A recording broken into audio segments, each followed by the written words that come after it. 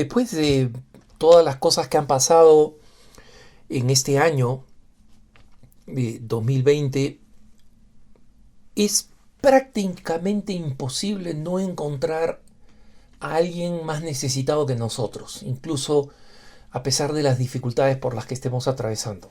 Es prácticamente imposible. Y esto es muy duro al saber que hay tantas personas que están sufriendo la escasez, la marginación.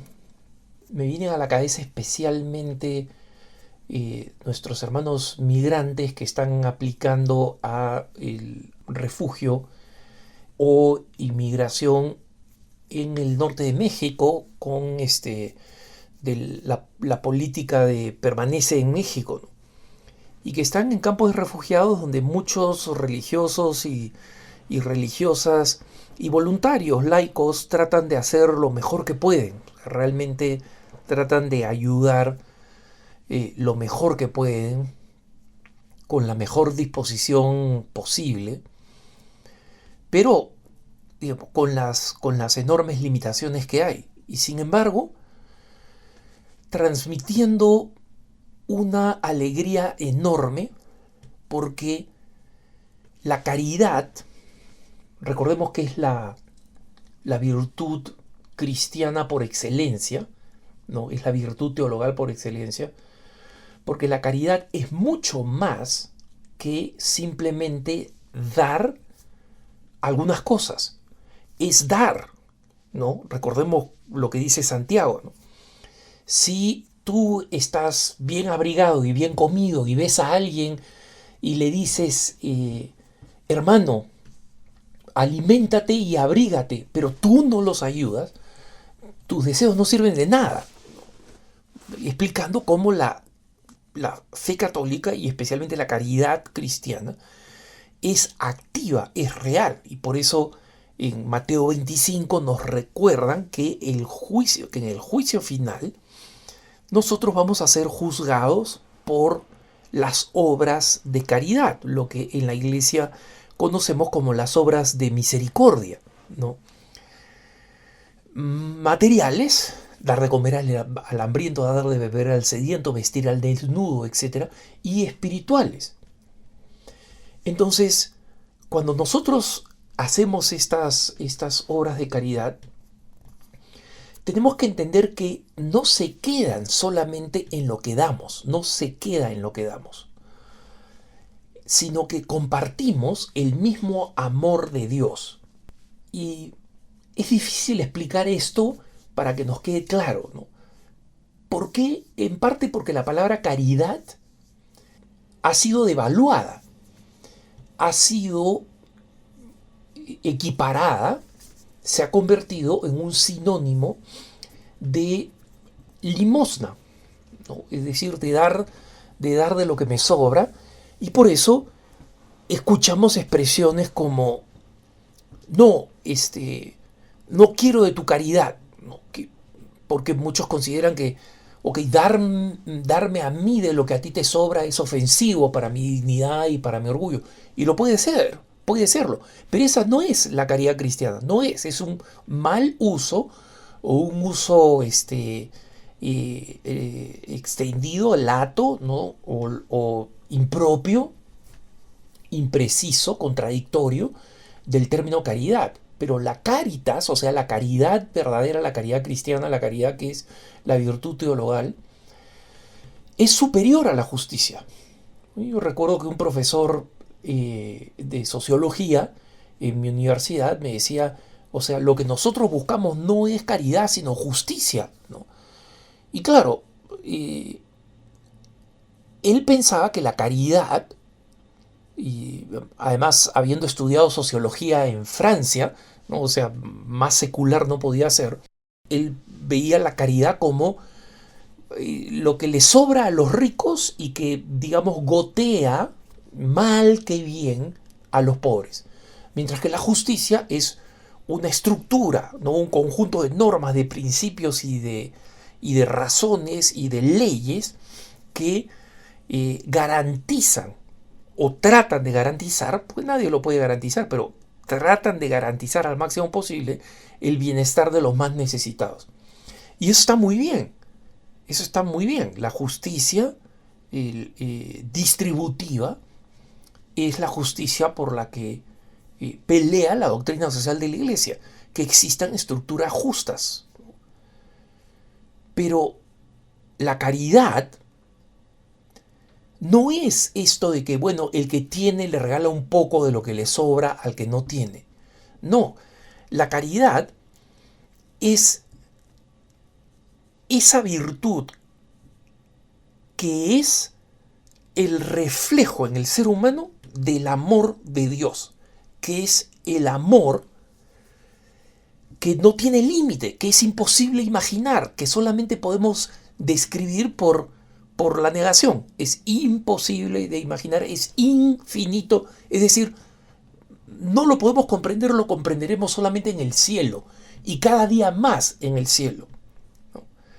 Entonces, pero la caridad es este amor supremo, y como nosotros hemos sido creados por Dios, que es el autor, ¿no?, y la fuente de ese amor, y el amor mismo, como dice San Juan, ¿no?, porque Dios es amor, es una necesidad interior profunda del hombre. El hombre necesita ese amor, y necesita no solamente recibirlo de Dios, sino necesita compartirlo con los demás seres humanos. Y esa es la razón por la cual San Agustín de Hipona decía esta frase que hoy en día con la total devaluación de la palabra amor no se entiende. Pero San Agustín decía: ama y haz lo que quieras. Ama y haz lo que quieras. Es decir, no necesita leyes la persona que ama. No necesita leyes. Y está el ejemplo de la diferencia entre una nodriza, digamos, entre una canguro, como le dicen en España, o babysitter, ¿no? O sea, una persona a la que a veces la mamá la tiene que encomendar, y esta mamá tiene que darle reglas a la chica, ¿no? Mira, a tal hora recibe la comida, a tal hora ponle a hacer siesta, por favor no te vayas antes de tal hora, ¿no? ¿Por qué? Porque esta persona puede ser una persona muy buena, pero no es su hijo, es una persona que está brindando un servicio a cambio de un beneficio económico, ¿no? Y por eso es que muchas personas prefieren, pues, muchas mamás prefieren dejarlo con una hermanita mayor o con alguien así, porque ponen de por medio el amor. A la mamá nadie le tiene que decir: tienes que levantarte de madrugada para darle de tomar. Nadie tiene que darle un horario a la mamá, porque la mamá ama. Entonces no necesita reglas. ¿Por qué? Porque el verdadero amor, no lo que llaman amor en las telenovelas, sino el verdadero amor, supera la ley. ¿Y por qué comparto esto, hermanos? Porque normalmente en nuestra vida cristiana, nosotros nos olvidamos de la importancia de amar, y de amar de forma práctica. Y todo el tiempo de Navidad es una gran ocasión para ayudar a los que más necesitan. Todo el tiempo es una buena ocasión, pero la Navidad es una ocasión mayor. ¿Por qué? Porque es una época en que sobre los católicos recae la responsabilidad de darle a la gente, de darle a las personas, de darle a los más necesitados la alegría que nosotros mismos recibimos por la venida de nuestro Señor Jesucristo. Entonces, esto no tiene precio, no tiene comparación. Entonces, si no has hecho nada especial para ayudar a los demás en los días previos a la Navidad, e incluso si lo has hecho, ayuda a, a alguien, encuentra una forma concreta de ayudar a alguien directamente, de la forma más directa posible. Búscalo. Incluso si es un mendigo en una esquina. Y ya lo he dicho en otras ocasiones, hermanos, se lo vuelvo a repetir. No, pero muchas veces estos mendigos son alcohólicos, son esto, son el otro. Sí, puede ser verdad, pero recuerda lo que dice la Didaqué, este documento que es el más temprano escrito post-bíblico, ¿no? Escrito en la época apostólica, en la época de los apóstoles. Dice, tú da sin juzgar a quién. Ay de aquel que pide sin necesitar. Es decir, si tú sospechas que alguien está pidiendo sin necesitar, no es tu problema. No vas a hacer mal ayudándolo, si tú lo ayudas con intención. Hay unas personas que yo trato de ayudar frecuentemente y que sé que son personas que tienen problemas de adicción. Pero estas personas necesitan recibir el afecto de Jesucristo. Y ayudarlos con algo es una ocasión para poder hablar con ellos, para poder decirles algo, para poder y animarlos, para poder ayudarlos y que sientan de alguna forma el amor de Dios, que es un amor compasivo e infinito, que no desprecia a nadie, que no dice, yo he venido a salvar al mundo y a llenarlo de amor, pero no a ese borrachín que, o sea, ha desperdiciado su vida, no a esa adicta que por culpa suya se ha separado de su familia y ahora está en una esquina pidiendo dinero. No, no, Dios no hace esas disquisiciones. Pero además existen organizaciones que ayudan sistemáticamente, que ya tienen un canal de ayuda. Pienso en las Cáritas en nuestros países u otras organizaciones privadas, ¿no? Aquí en Estados Unidos, la Cáritas, o como se llaman Catholic Charities, han hecho un trabajo maravilloso y lo siguen haciendo durante este tiempo. Bueno, lo hacen todo el año, ¿no? Especialmente en un invierno frío donde hay tanta gente que está perdiendo el lugar donde vivir, ¿no? Y hace poco tuve la oportunidad de juntarme con muchos de estos voluntarios y la alegría de servir era desbordante.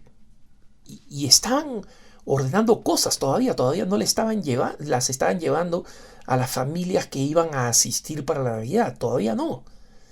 Y sin embargo, la alegría era contagiante y les confieso, hermanos, o sea, se me salían las lágrimas de ver esta alegría de dar.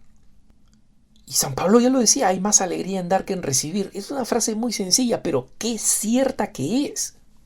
Y qué importante que la tengamos en cuenta, porque primero nos alegra, segundo nos salva, como dice Mateo 25, es lo que nos va a llevar al cielo, y tercero cambia vidas. Entonces asegúrate, hermanito, hermanita, que no termina este tiempo de Navidad sin que tú hagas gestos de caridad concreta, no una vez, sino todas las veces que puedas. Que tengas un buen día.